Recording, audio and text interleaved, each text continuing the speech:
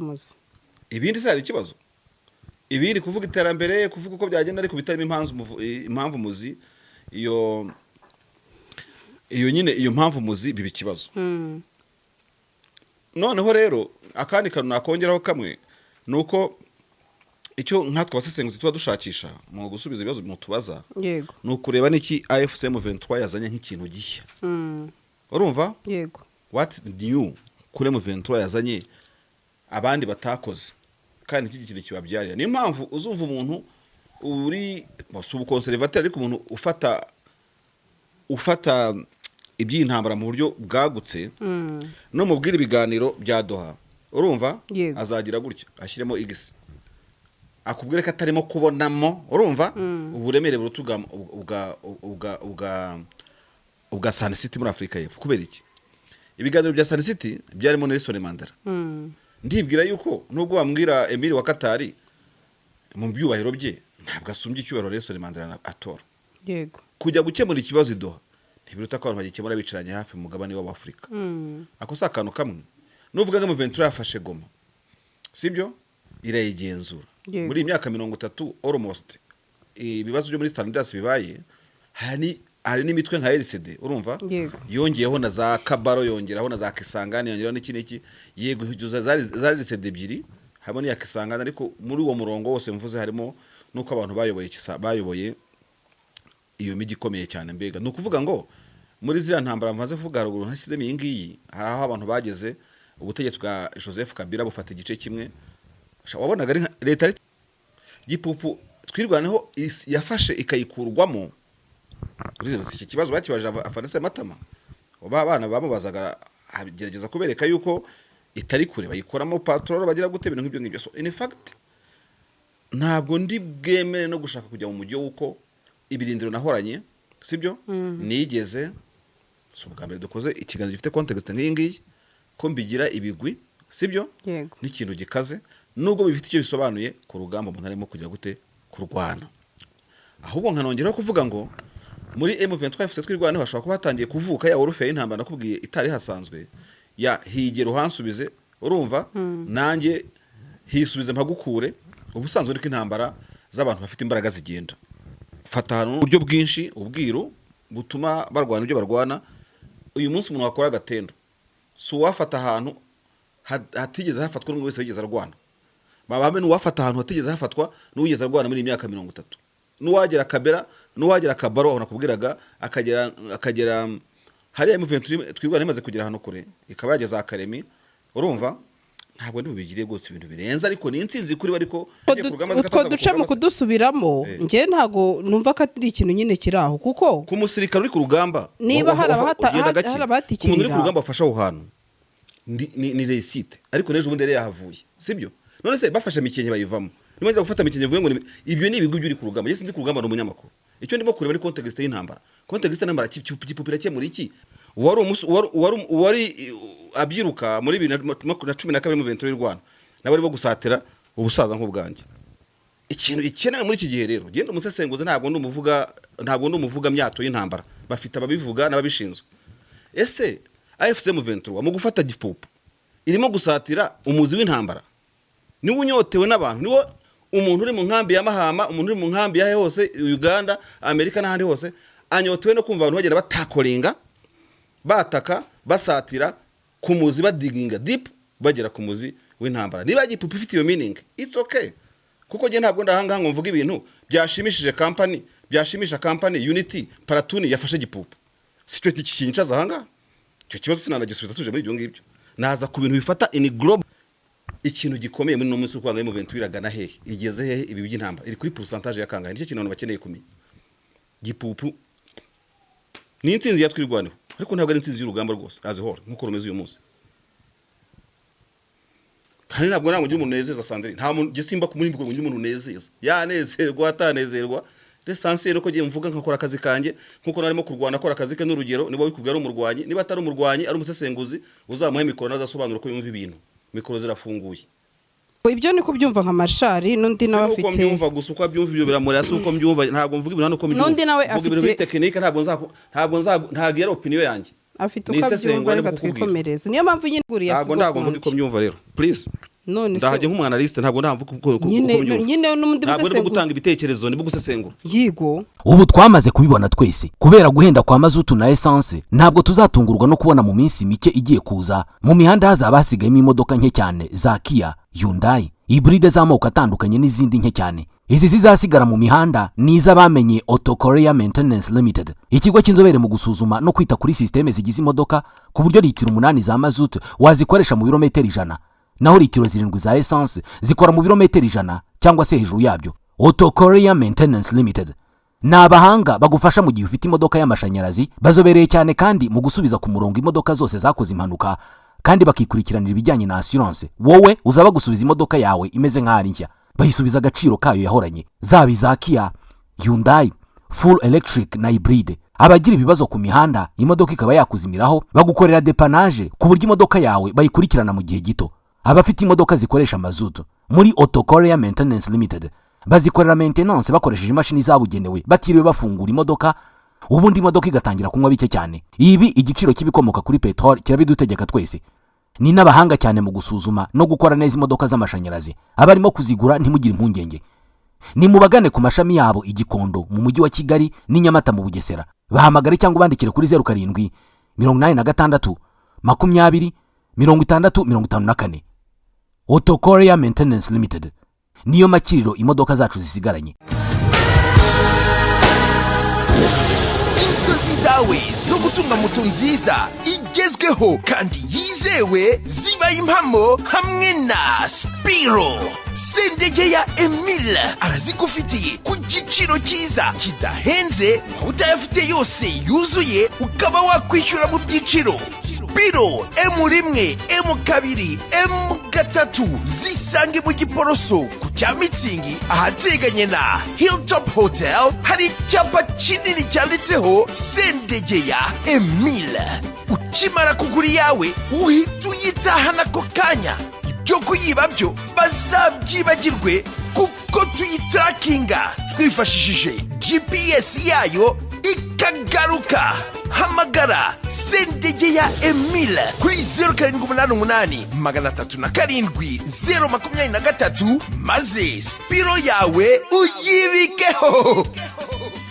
Bakunzi bagasaro TV turaramukije amerereye mu mpande zose z'isi, mwebwe mukunda ibiganiro tubagezaho umunsi ku wundi, muri abantu b'ingenzi ari mpamvu natwe tuba duhari kugira tubagezeho amakuru agiye atandukanye. Ndikwera Marshal, nzi neza ko benshi mukunda usesenguzi bwe ku ngingo zitandukanye. Tuguhaye ikaze bwana Marshal. Urakoze cyane Sandrine. Namahoro.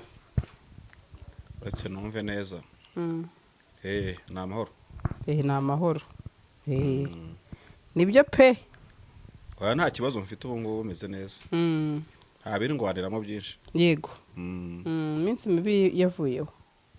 Nta nubwo ngira iminsi mibi urebye rega. Sure. Sha rwose pe. Kagente. Katwigira mu makuru, nta muntu utagira iminsi mibi mu buzima, nyine buri munsi habaho kuba umeze neza ejo ukabera nabi, nyine n'ubuzima. Nta muntu utagira iminsi mibi. Kereka narwaye ariko siyo ntarwaye. Ubuzima bwanjye wari bwiza. Kanihute nigire mu makuru bwana Marshal, munsi ndakubita mbangura aho nabonye kugeza kuri uyu munsi benshi bavuze ko 23 ibyo iri gukora ari ibikorwa byiza ndetse ari nacyo gikwiye. Uraza guhita wibaza utese byagenze bite, aho mbona kugeza kuri iyi saha gipupu yose bayifashe. Urabizi ko minsi yashize twabagejejeho ko bayivuyemo, urabyibuka? Naho harimo za kandabe bice za Kilumbi, za Kalingi, yego n'utundi duce tugiye dutandukanye. Rero yuko twamaze yego gusubira mu maboko ya 23 ubwo natwirwaneho kaduheraho. Gusa umuntu wagutereye inzara yaraguteye pe. Reka muvuke ejo yaravuze ngo sinjya mvuga ko ngo inzara neza ngo ariko ngo nagerayo ngo abantu bose iyo ari kungorera inzara bakambwira ngo izo nzara neza ngo sha ufite inzara nziza ngo none ntago damuvuga. Sha Giovanni ngiye kukwamamaza utananyishyuye nanjye ubizanye. Umuntu wore inzara bamwita Giovanni Nail, akorera ku Gisozi Kagugu. Yego umushaka rero kamukorera inzara neza kandi ku giciro nk'icy'umuneke. Nimero yerekanye itange pe. Yitange ko reka nyitange rwose. Urasa na Big. Jova nimero yawe ndayitanze 0783 48 5 7 4 rwose mugenda abatuye ku Gisozi za Kinyinya n'abatatuye ariko mugiye udakora nanjye nuruka kure nkajyayo. Iyo umuntu ari byiza umuntu avuga ko ari byiza. Ni ukuri. Nyine bitaba ari byiza umuntu akavuga ati umuntu rwose yaragutobanze pe. Oya Jova na kuko nta byibanga nzizamo aho ngaho. Yego. Urabona zirasa neza arizo ku birenge yakoze ku buryo akora kara nuko batahareba cyane batabana kureba no ku ntoki naho akora agakara keza kandi ibyo by'inzara babyita bebeza muri design. Mugabo yaraku designinze rero. Yego pe ndamushimiye.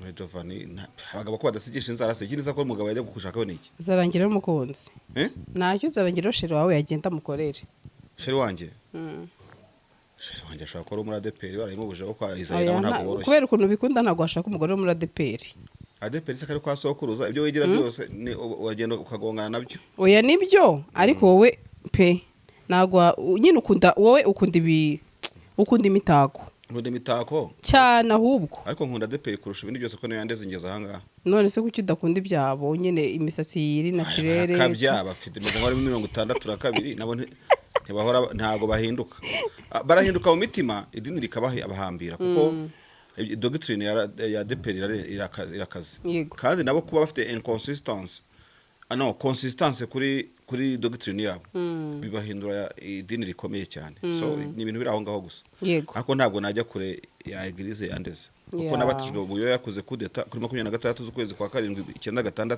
yego banyinika muri Yorodani yo mu Gakinjiro urumva yego hanyuma mama wa Bruce Melody ni wampanaguye mu maso mama Rene yari umudiyakone wacu yego mama wa Simon anyereka aho nyura uri muvugizi wa RDF urumva yego na abantu nyine impamvu tuzana ibintu nk'ibyo ntabwo tuba tutararezwe tugira abantu batureze bakatwigisha dore bagenda gutya karumwana no mugeshi yego bigenda gutya kugira ngo basore rubyiruko dore batizwa sinakubwira abo nabandi bose bagiye badufasha kugira ngo ubuzima bwacu bumere neza nabwo bifeje umugisha w'Imana ntabwo byabura rero ADPR ni eglise yanjye twa twibereye igipupu rero okay noneho rero ndashaka gusaba uburenganzira bumwe cyangwa se bubiri biraterwa n'amahitamo yawe no problem subiza icyo kibazo Butama nsubiza icyo kibazo cyawe Butare uko wiyumva no kubishaka ntabwo avangara byari nkuri byari nyana n'ubusesenguzi bwawe oya mfite bubiri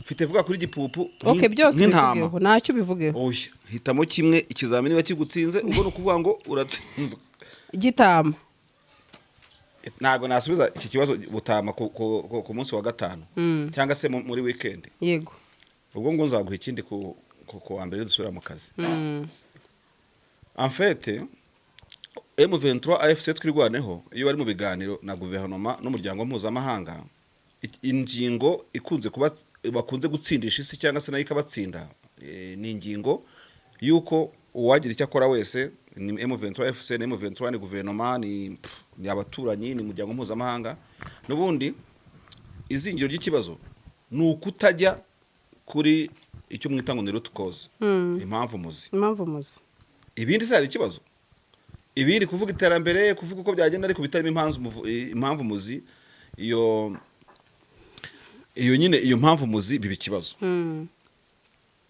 noneho rero akandi kantu nakongeraho kamwe nuko icyo nkatwe abasesenguzi tuba dushakisha mu gusubiza ibibazo mutubaza yego ni ukureba n'iki AFC M23 yazanye nk'ikintu gishya urumva yego what new kuri M23 yazanye abandi batakoze kandi iki kintu kibabyarira niyo mpamvu uzumva umuntu uri musubu conservateur ariko umuntu ufata iby'intambara mu buryo bwagutse no mubwira ibiganiro bya Doha urumva azagira gutya ashyiremo igisi akubwire ko atarimo kubonamo urumva uburemere burutuga ubwa Sun City muri Afrika y'Epfo kubera iki ibiganiro bya Sun City byarimo Nelson Mandela ndibwira yuko nubwo wambwira Emile wa Katari mu byubahiro bye ntabwo asumbye icyubahiro Nelson Mandela atora yego kujya gukemura ikibazo Doha ntibiruta ko abantu bagikemura bicaranye hafi mu mugabane w'Afrika ako sakano kamwe nuvuga ngo M23 yafashe Goma sibyo irayigenzura muri imyaka 30 almost ibibazo byo muri standards bibaye hari hari n'imitwe nka RCD urumva Yego. yongeyeho na za Kabaro yongeraho na za Kisangani yongeraho n'iki yego za RCD ebyiri harimo n'iya Kisangani ariko muri uwo murongo wose mvuze harimo nuko abantu bayoboye iyo migi ikomeye cyane mbega ni ukuvuga ngo muri ziriya ntambara mvaze kuvuga haruguru ntashyizemo iyi ngiyi hari aho abantu bageze ubutegetsi bwa Joseph Kabila bufata igice kimwe wabonaga ari leta ifite nka 60 M23 ifite 40 sibyo yego ugiye mu bubuso nkuko Frederick Nikarutse kubitangaza atangaza report ku bintu bya Ebola aho yavugaga buri abuso bwa birometero 24 ubwo ugiye kuri comparison na ibyo RCD yayoboraga already ni nk'agatonyanga n'inyanja ugiye kubigereranya yego so ubwo ndi muri cadre icyo bita conquête kuko intambara no kwigarurira ahantu byo birakonta kuko M23 yabonagana siyo ya Kiwanja siyo ya Gicanga Gicanga siyo ya Mushaki ya Mushaki siyo ya Minova ya Minova siyo ya Goma ya Goma siyo ya Bukavu ya Bukavu siyo ya Uvira ya Uvira siyo ya hariya mu Minembwe ariko icyakozwe uyu munsi nka Gipupu twirwanaho yafashe ikayikurwamo iki kibazo bakibaje afanese Matama abana bamubazaga agerageza kubereka yuko itari kure bayikoramo patrol bagira gute ibintu nk'ibyo ngibyo so in fact ntabwo ndi bwemere no gushaka kujya mu mujyo wuko ibirindiro nahoranye sibyo nigeze so bwa mbere dukoze ikiganiro gifite context nk'iyi ngiyi ko mbigira ibigwi sibyo n'ikintu gikaze nubwo bifite icyo bisobanuye ku rugamba umuntu arimo kujya gute kurwana ahubwo nkanongeraho kuvuga ngo muri M23 FC twirwana hashobora kuba hatangiye kuvuka ya warfare y'intambara nakubwiye itari hasanzwe ya higero hansubize urumva nanjye hisubize mpagukure ubusanzwe ariko intambara z'abantu bafite imbaraga zigenda fata hano uyu munsi iminsi 3 nahagukuye biriya ni ibintu bisanzwe mu ntambara nta birenze birimo uyugwa nta birenze rero nta byarenze twirwana ihafata ikahakurwa na FARDC bukeye aho giye mfite right yo kuvuga ngo nubu nta birenze kwa FARDC yari hafite twirwana ikabongeye kuhafata n'ahandi ni intambara isanzwe ntabwo ari ibigwi ubutwari bwava kuri FCM 23 twirwaneho uyu munsi niba bafite n'abantu babashakashatsi bakaba bafite kuko ingabo zigira abantu baneza caze bakora research ingabo zigira abacurabwenge ingabo zigira mu byukuri uburyo bwinshi ubwiru butuma barwana ibyo barwana uyu munsi umuntu wakora gatendo so wafata ahantu hatigeze hafatwa n'umwe wese wigeze arwana bababe n'uwafata ahantu hatigeze hafatwa n'uwigeze arwana muri imyaka 30 n'uwagera Kabera n'uwagera Kabaro aho nakubwiraga akagera hari M23 twirwana imaze kugera hano kure ikaba yageza Akaremi urumva ntabwo ndi bubigiriye gose ibintu birenze ariko ni insinzi kuri bariko tuganyishije ko intambara yerekera ariko ntabwo haba hari hagaragara icyumwe yagezeho ubu ngubu wakora igitangaza nuwakora icyo abandi batari bakora muri intambara Republika Demokarasi icyo kintu ubushize ari umuntu ambwiye ati hari ikintu mwirengagiza mwebwe abanyamakuru no mu basesenguzi mwirengagiza ko hari ubwo nanone abantu basubira n'ubundi hari abantu bagize iki bahaguye ati rero muri kuvuga ngo nta kintu kirenze cyabayeho ati ibyo bintu rwose tuba shocked ahubwo nanjye nkibaza se Marshali ashatse kuba shocked yabayirengagije ko intambara ihitana abantu umva icyo nibaza none se intambara n'imisa utwo duce ku musirikare yaguye ku rugamba se ni ibintu tugiye kugira ko bitangaje utwo duce mu kudusubiramo nje ntago numva ko ari ikintu nyine kiraho kuko ku musirikare uri ku rugamba niba hari abahatikirira umuntu uri ku rugamba afasha aho hantu ni réussite ariko nejo ubundi yahavuye sibyo none se bafashe mikenye bayivamo nimwe gufata mikenye vuye ngo ibyo ni ibigwi byuri ku rugamba yesi ndi ku rugamba no munyamakuru icyo ndimo kureba ni context y'intambara kipupira cye muri iki muri context y'intambara iki cyembuye nuko batari bayifite kimwe nuko bazayibakuramo wenda intambara imaze imyaka 30 ikamenya imyaka 25 ikeneye kujya kuri rutukoza bakavuga ko bageze ku muzi w'intambara ariho barimo kwerekeza iyi ntambara imaze kumara igihe kinini cyane mu ntambara zabo muri Afrika no mu yaga bigari narakubwiye ngo NRM yarwanye imyaka 4 cyangwa 5 RPF inkotanyi irwana imyaka 4 sibyo abantu bari mu ntambara igenda igaruka isubira yongera igaruka imyaka igiye gushaka 20 n'ingahe ndakubwiza ukuri pe wari umusore muri 2022 wenda mu gihe cya RCD ubarashaje wari abyiruka muri 2012 mu 23 y'Rwanda nabari bo gusatira ubusaza nk'ubwanjye ikintu gikenewe muri iki gihe rero genda umusesenguze ntabwo ndumuvuga myato y'intambara bafite ababivuga n'ababishinzwe ese AFCM 23 mu gufata Gipupu irimo gusatira umuzi w'intambara niwe unyotewe n'abantu niwo umuntu uri mu nkambi ya Mahama, umuntu uri mu nkambi ya hose Uganda, Amerika n'ahandi hose anyotewe no kumva abantu bagenda batakoringa, bataka, basatira ku muzi, badiginga deep bagera ku muzi w'intambara. Niba igipupe ifite iyo meaning, it's okay. Kuko je ntabwo ndahanga ngo mvuga ibintu byashimishije company, byashimisha company Unity Paratuni yafashe igipupe. Sicyo kikincaza hanga. Cyo kibazo sinanagisubiza tuje muri ibyo ngibyo. Naza ku bintu bifata in global. Ikintu cyaba kiganisha ku musozo n'icyerekezo gisoza iyi ntambara igiye kumara hafi imyaka 30. No kuvuga ngo umuntu ngo biramukomeretsa ngo bigira gute, ibyo ngibyo rwose navuga ngo sicyo ngamije, ariko yumvise aguye muri iyo shock ntabwo ari wayimugushijemo. Nanjye kuvuga ngo byayimureba ariko nabwo sinamusubije neza. Ntabwo byabindiba, ntabwo ndahanga kugira ngo nkandike ibyimba jewe ndimo gica hejuru. Gipupu wherever biraganisha kuki kubyo intambara igira end ikarangira. Umuntu wabyirutse yumva intambara agakura yumva intambara, umubyeyi uri mu nkambi y'impunzi wabagiye ari umusore akaba agiye kuzukuruza, uyu munsi ntazi ngo arimo kureba arabona end iyi ntambara kubera iki. Najya Doha arasanga leta itabirimo, najya muri Ventura asanga itamwereka icyerekezo, nujya kubaza Amerika isanga itazi aho yerekeza. Ikintu gikomeye muri no munsi kwanga Ventura iragana hehe, igeze hehe ibi by'intambara, iri kuri pourcentage ya kangahe, nicyo kintu abantu bakeneye kumenya. Gipupu ni insinzi yatwirwaneho, ariko ntabwo ari insinzi y'urugamba rwose azihora nkuko rumeze uyu munsi. Kandi ntabwo ngira umuntu nezeza Sandrine, nta muntu gisimba ku muri mbigo ngira umuntu nezeza, yanezerwa atanezerwa. L'essentiel ko giye mvuga nkakora akazi kanje nkuko narimo kurwana akora akazi ke n'urugero, niba wikubwira umurwanyi, niba atari umurwanyi ari umusesenguzi, uzamuhe mikoro nazasobanura ko yumva ibintu. Mikoro zirafunguye, ziri open ku muntu wari wese, hari uwimye ijambo. Gipupu ni insinzi ya Paratuni yayifashe, ni insinzi ya company yayifashe, yeshaka insinzi yande, ariko kuri root cause zikemura intambara completely, kubujya abantu bava mu ntambara kujya mu iterambere, ko mu iterambere bakajya muri sustainability bakazamuka. Nicyo kintu cyajya imbere cyane. Abantu baragana he?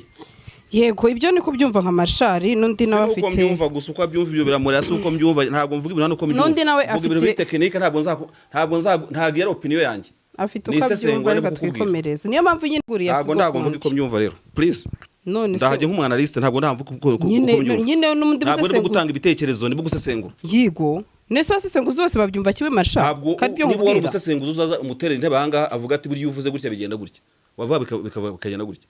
Ngabashoke. Abashoke kubera iki se? Kuko mvuze ukuri. Katwikomereze. Gipupi sobanuye iki? Irimo iki?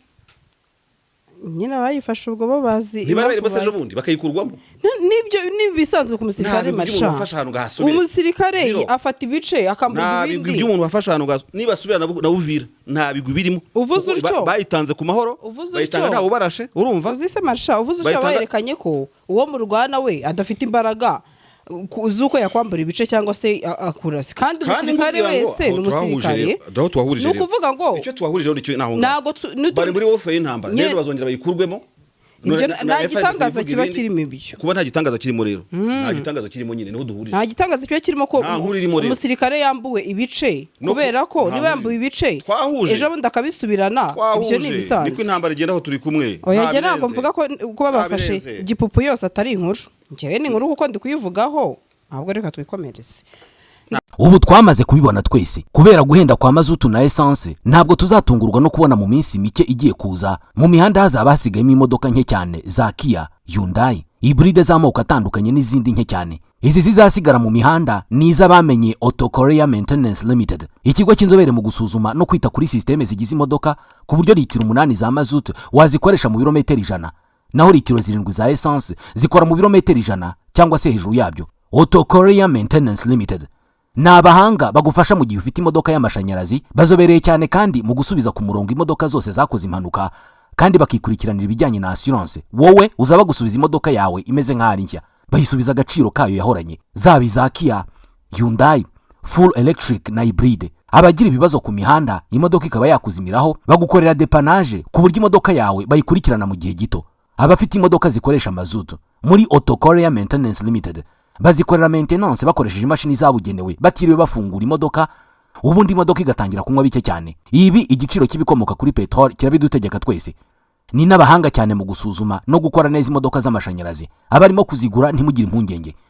nimubagane ku mashami yabo i Gikondo mu mujyi wa Kigali n'i Nyamata mu Bugesera. Bahamagare cyangwa bandikire kuri 07 86 20 6054. Auto Korea Maintenance Limited niyo makiriro imodoka zacu zisigaranye.